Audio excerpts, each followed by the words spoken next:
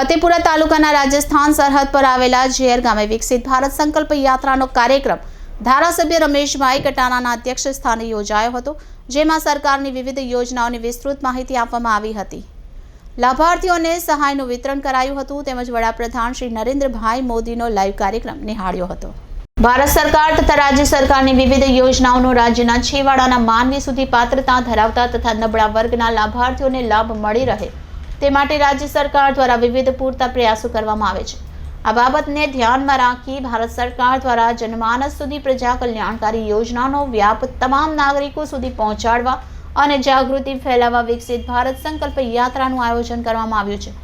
સોમવારના રોજ ફતેપુરા તાલુકાના રાજસ્થાન સરહદ પર આવેલા ઝેર ગામે ધારાસભ્ય રમેશભાઈ કટારાના વરદ હસ્તે શુભારંભ કરવામાં આવ્યો હતો.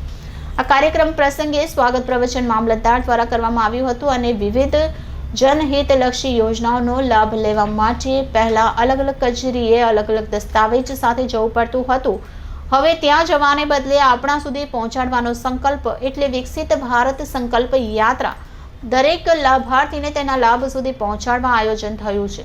અહીં બધી જ યોજનાઓના સ્ટોલ મૂકવામાં આવ્યા છે, જ્યાંથી તમને તેની સંપૂર્ણ માહિતી મેળવી તેનો લાભ મેળવી શકો છો.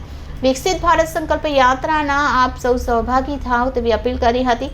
આ કાર્યક્રમ પ્રસંગે ધારાસભ્ય રમેશભાઈ કટારાએ તેમના પ્રવચનમાં જણાવ્યું કે આદરણીય વડાપ્રધાન નરેન્દ્રભાઈ મોદીના સંકલ્પને પૂર્ણ કરવા વિકાસની વર્ણથભી યાત્રા આજે અહીં આવી છે.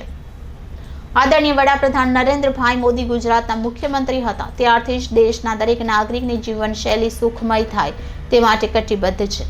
વિકસિત ભારત સંકલ્પ યાત્રા એટલે નવા ભારત તથા વિશ્વની સૌથી મોટી યોજના.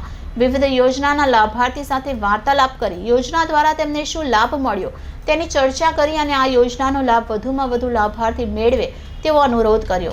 ભારતને આત્મનિર્ભર બનાવવાનો આ યોજનાનો હેતુ છે. 2047 સુધીમાં ભારતને વિશ્વગુરુ બનાવવા સૌ સાથે સહભાગી થઈને કામ કરીએ. આ કાર્યક્રમ પ્રસંગે સ્વાગત પ્રવચનમાં તાલુકા પંચાયત પ્રમુખ ભરતભાઈ પારગીએ તેમના પ્રવચનમાં જણાવ્યું કે વિકસિત ભારત સંકલ્પ યાત્રા દરેક યોજના દરેક ઘર સુધી પહોંચે તે માટેની યાત્રા છે. છેવાડાના માનવી સુધી જનહિતલક્ષી યોજના પહોંચાડવા માટે વિકસિત ભારત સંકલ્પ યાત્રાનું આયોજન કરવામાં આવ્યું છે. તેમણે વિવિધ યોજના અંગે વિસ્તૃત માહિતી આપી અને તેનો લાભ લેવા માટે નાગરિકોને અપીલ કરી હતી.